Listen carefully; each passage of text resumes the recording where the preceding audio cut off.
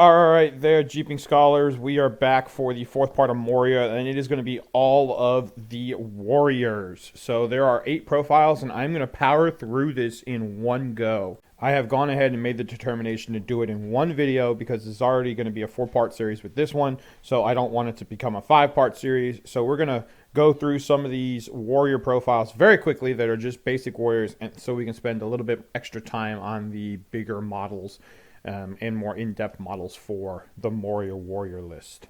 So these first 2 are pretty basic. We have the Moria Goblin Warrior. He is obviously your basic warrior. Fight value 2, 5-inch movement, strength 3, 5 up shoot value, defense 4, 1 attack, 1 wound, courage 2. They come with armor and sword. Can be upgraded with orc bow, shield, or spear. Okay, and or spear, sorry. And they have Cave Dweller. If you're getting a little bit feisty, you can go ahead and grab a Moria Black Shield. These used to be Moria Gundabad Black Shields, but Gundabad has been switched to the Hobbit Armies book. So Moria Black Shields are Fight 2, Strength 3, Defense 6, 1 attack, 1 wound, courage 3. They have heavy armor, sword, and shield, and you can give them a spear for an upgrade. They have Cave Dweller as well, and Hatred for dwarves. Unfortunately, Moria Black Shields got a big nerf in this. They used to be Fight Value 3 and Strength 4, I believe. And now they're down to Fight 2 and Strength 3. So they are twice the cost of a regular warrior. They have 1 better courage, 2 better defense, still 5-inch movement. I don't think they're worth twice the points. They're nice to have in there maybe for some defense 6, but seeing as they no longer have the fight value 3, so they're not going to get the bonus from the army bonus, which we haven't talked about. We'll cover that at the very end. But I believe the army bonus off the top of my head is +1 to fight value if your opponent is trapped.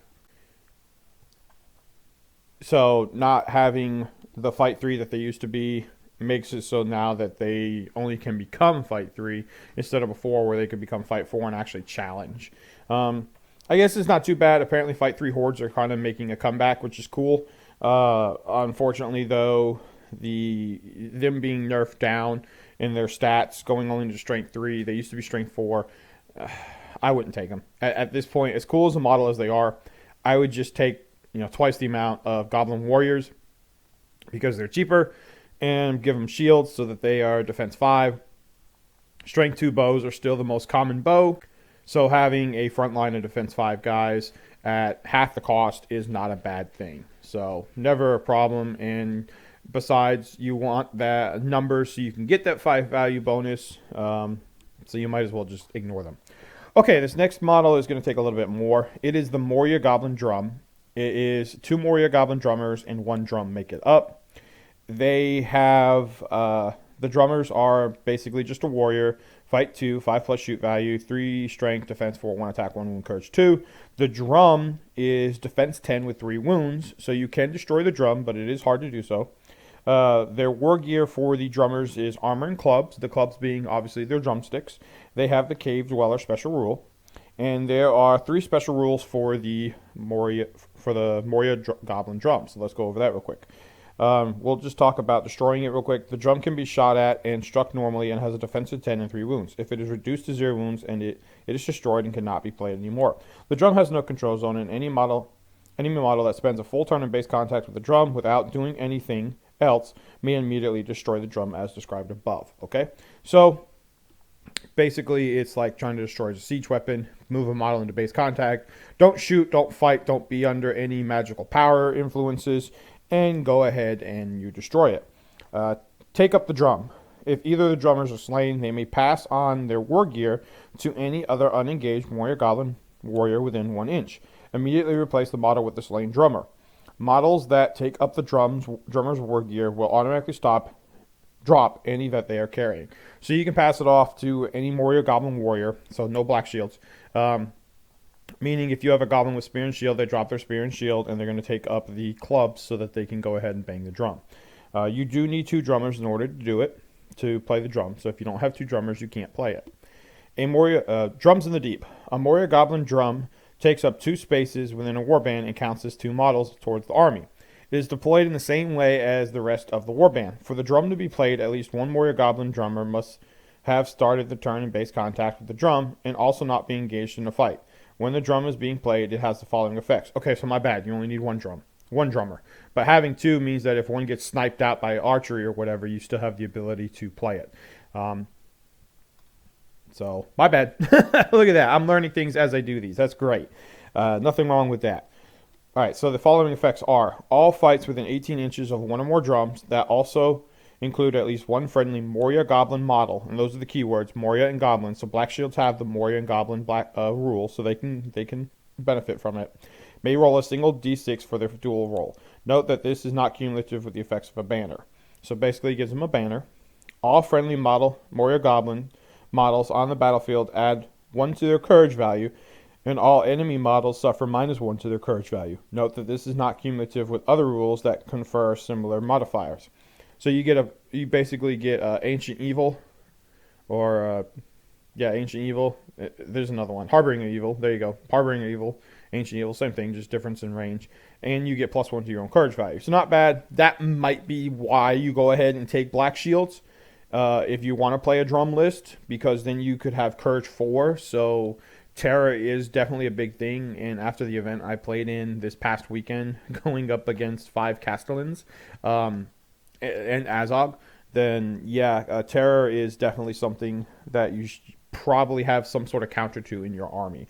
So maybe that's why you put some Black Shields in, so that if you do take a drum, you have Courage 4. If you're not going to take a drum, then I don't even recommend Black Shields. Moving on, the last thing, the drum is a heavy object and as such is moved exactly like one. The drum cannot be played in a turn in which it has been moved. All right, so there you go. That's the first 3 profiles. Tried to get through them quickly, still took a little too long. My apologies. Moving on, we have the Moria Black Shield drummers, and it is true drummers, one with the drum. All right, so this is 2 models, and one of the models is carrying the drum, and one of them is the drummer. So the profile is Strength 3, Defense 5, 1 attack, 1 courage 3, fight value 2. So they are Moria Black Shields. They have heavy armor and clubs. 1 also carries the drum. They have Cave Dweller and Hatred still. 3 special rules. First is run and drum. The drum is considered to be played as long as the drummer and drum bearer are in base contact with each other. So that's good to know. It is an active ability, so if you do something like Transfix, you make it passive, and therefore it does not get the ability to activate. Doom is the next one. All fights within 12 inches of 1 or more drums that also include at least 1 friendly Moria Goblin model may re-roll a single d6 for their dual roll. Note this is not cumulative with the effects of a banner. So again, you get that banner ability. All friendly models, Moria Goblin models on the battlefield add 1 to their courage, and all enemies suffer -1 penalty to their courage value. Note this is not cumulative with other rules that confer similar modifiers. So we have the same rules. Basically, Doom is the exact same rule as the Moria Goblin drum, where it's take up the drum. So, I'm sorry, not take up the drum, drums in the deep. So there we have that going on.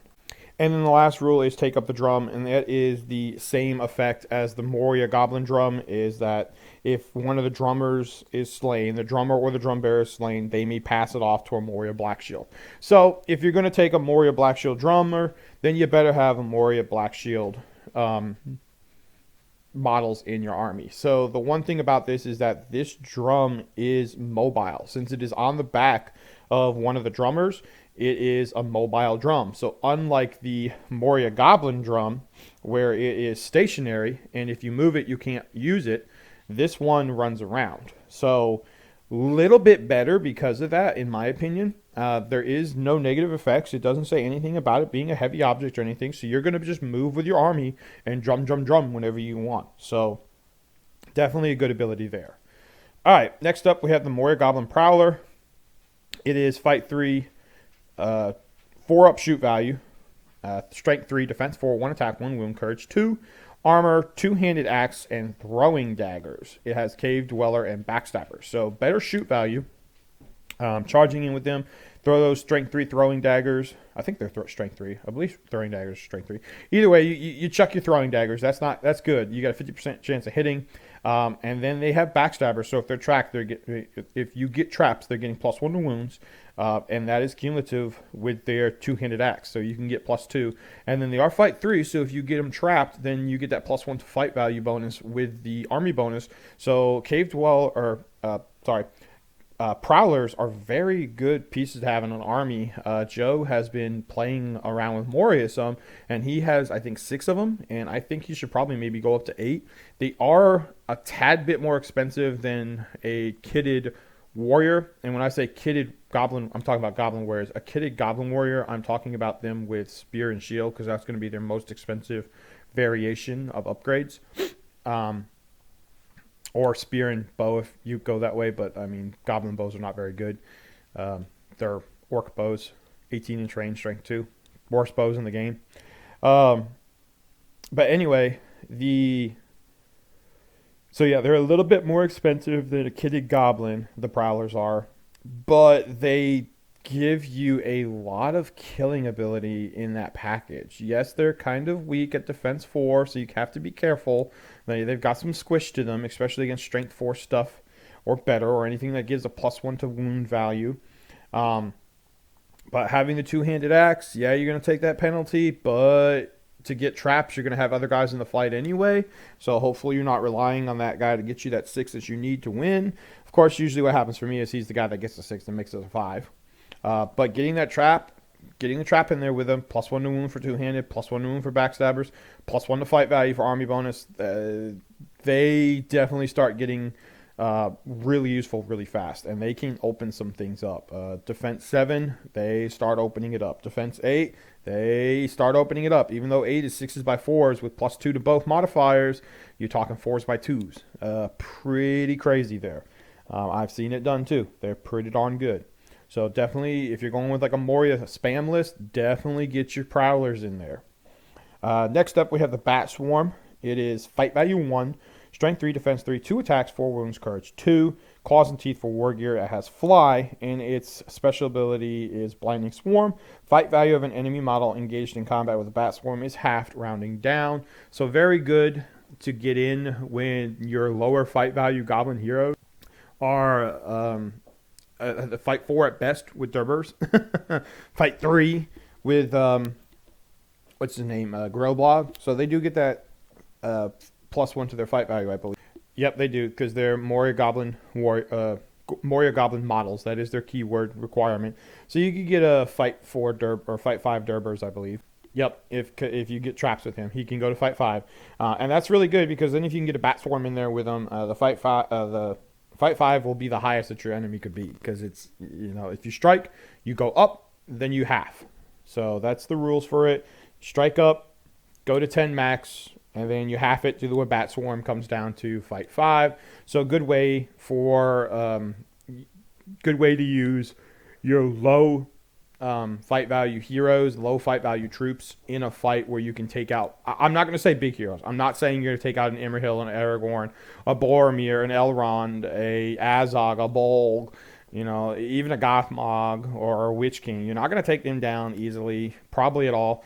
But you can go take down things like, say, a Huron, a Forlong the Fat, a Angbor, a Dunhir, a Elfhelm, guys like that don't either don't have strike, or they just don't really have a lot of fate to them, so that if you can get a lucky roll in one turn, they're not getting charge bonuses off of their mounted cavalry, stuff like that, where like an Ingold, an Irolas, guys where, yeah, they're good, but they're those medium tier heroes. They're those support heroes.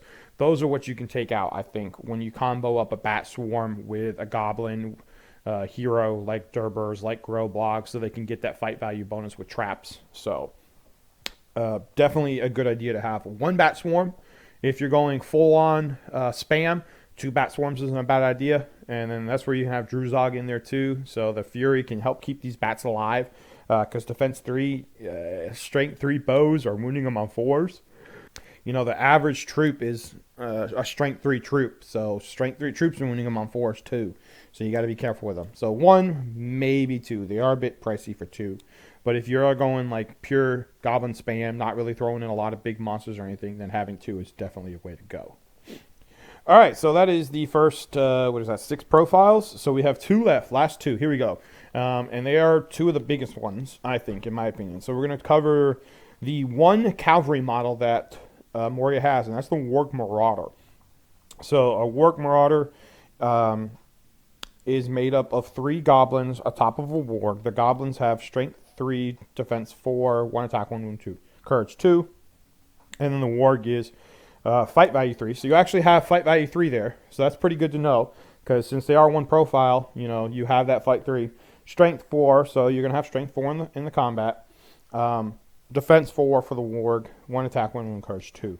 So the warg model is an interesting cavalry model, and that's literally what it says for the first line, in that it has 3 Moria goblins riding upon a single warg, 1 with a shield and 2 with a bow. This model is treated the same as any other cavalry model with the following exceptions. Whilst the goblin with the shield is still alive and mounted upon the warg, all of the parts of the cavalry model gain the bonus of +1 to their defense. So that's pretty darn good. So it says all parts of the cavalry model. That includes the warg. So the warg is defense 5 now. Don't forget that. Warg Marauder only counts as 1 model towards an army's bow limit. All right, so that's something to remember as well. Even though you have 4 components, you only count as 1 model. And then the warg gear is armor, sword, and either shield or orc bow for the goblins, claws and teeth for the warg. So you got that going on there. Special rules on the hunt. A warg martyr can always fire an orc bow shot for each goblin with an orc bow that is alive upon the back of the warg, even if it has moved its full movement or is engaged in a fight. So you can shoot at least 2 bow shots per turn if you still have 2 bows to bowman alive. Now, that's not the greatest thing in the world, because they are still shoot value 5 and they are only 18-inch range. So not great, but they are better than nothing. And then the last rule is lethal union. Whilst the goblins remain mounted on the warg, the entire model gains the terror special rule. I don't think that's something that we've really realized. And adds a bonus of +1 to courage value. Additionally, in combat, a warg martyr may make an additional attack for each goblin after the first that is still mounted upon the warg, so long as they did not shoot during the shoot phase. So charge in, you got 2 attacks, and then 2 goblins alive, that's 4 attacks. You cause terror, and +1 to your courage, so your courage 3. Like I said, Joe's been playing with this, and I don't think either of us actually realized that they cause terror. They have +1 to fight value, or I'm sorry, not fight value, courage. But we did know that they got the extra attacks, which is good. So warg marauder, few points cheaper than a bat swarm, but definitely something where I think you should try and get 2 of them at a minimum in an army, unless you have other parts of your army that can occupy the high mobility role. That includes like fly or something like that, because orcs or goblins only moving 5 inches really hurts, especially for a movement scenario or an objective scenario where you got to go try and grab stuff. So having the warg marauder can really help in negating that weakness.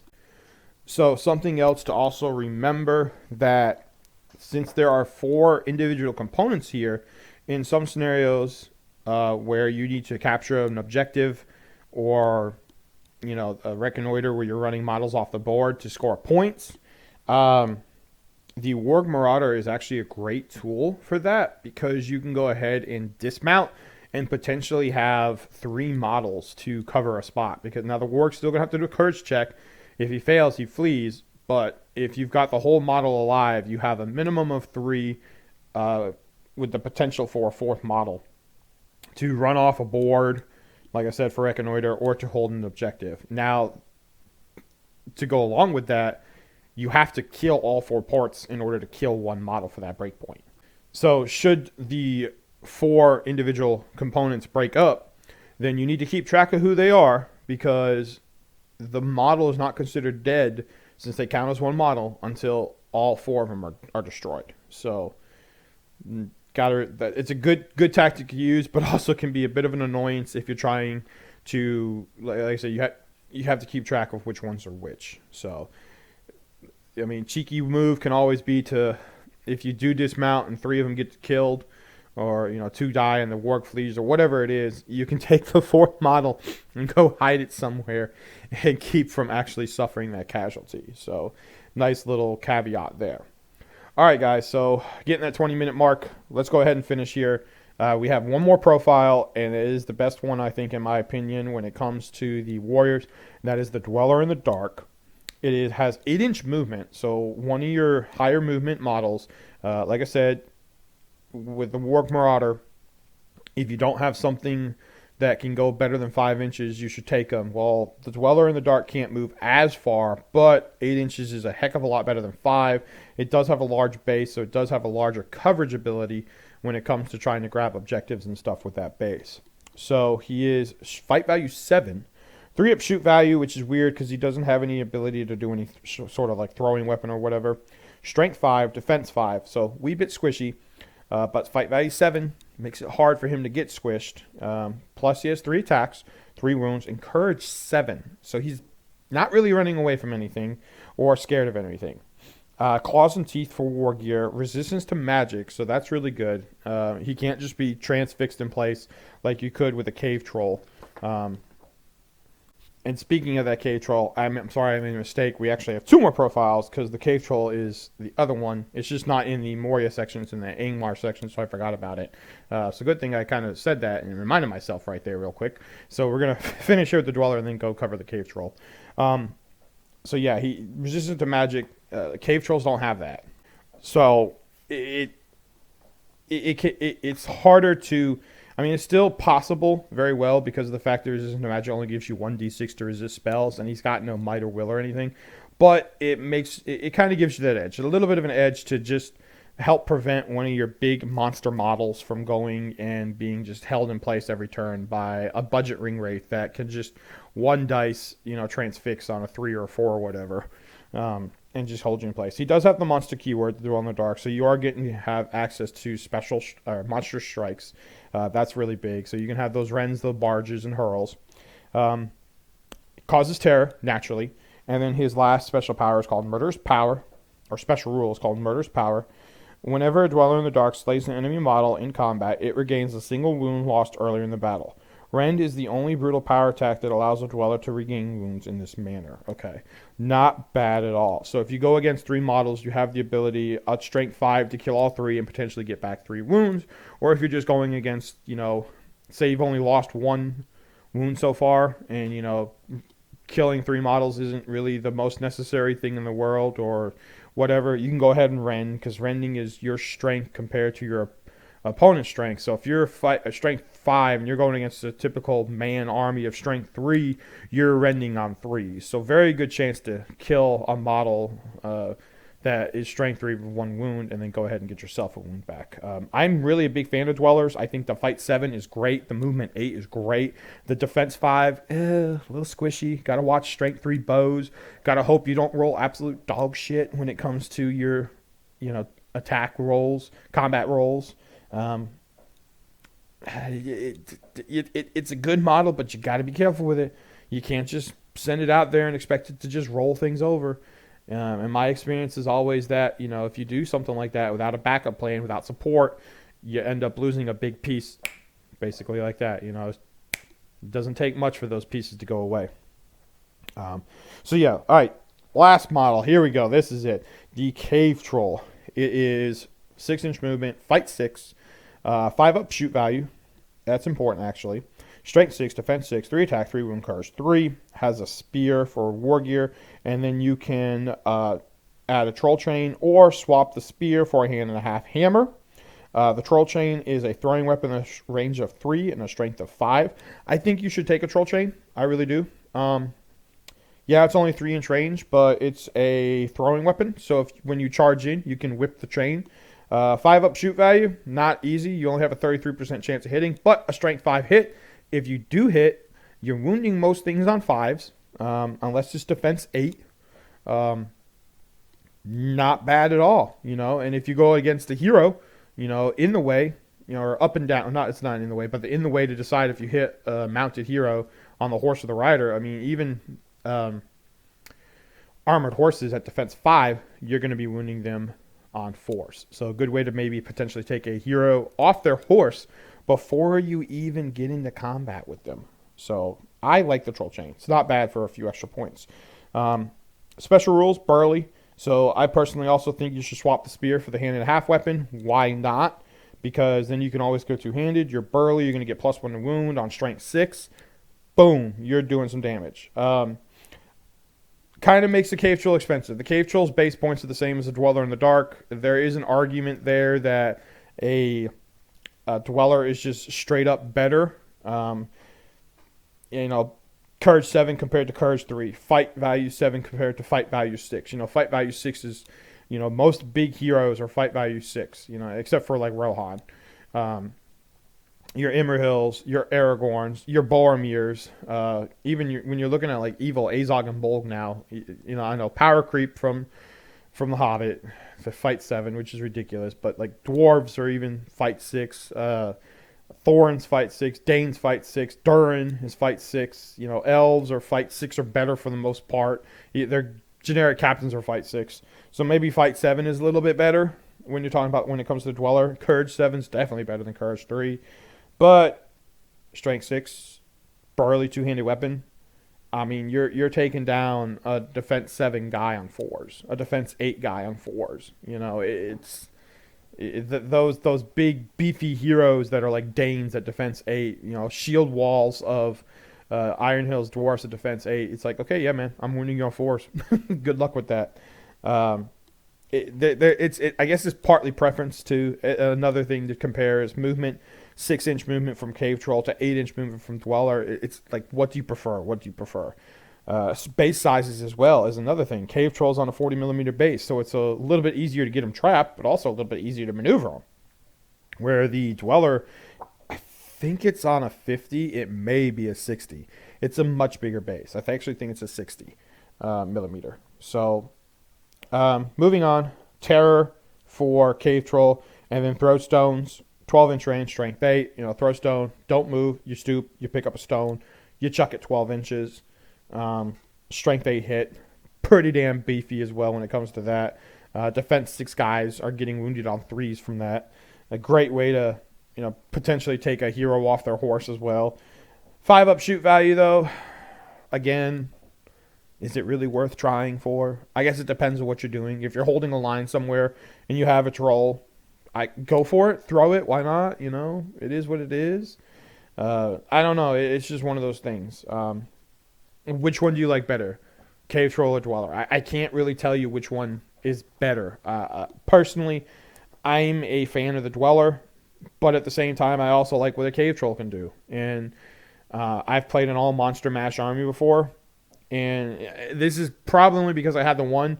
I took 3 Cave Trolls and only took 1 Dweller because I only had 1 Dweller.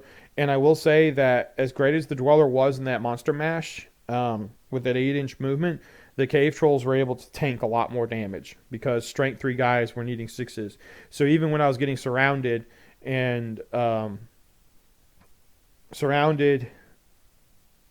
trapped, if I rolled shit and threw bad dice, that defense 6, it stood up better than the defense 5 of the Dweller. So again, preference. My recommendation: play around with both.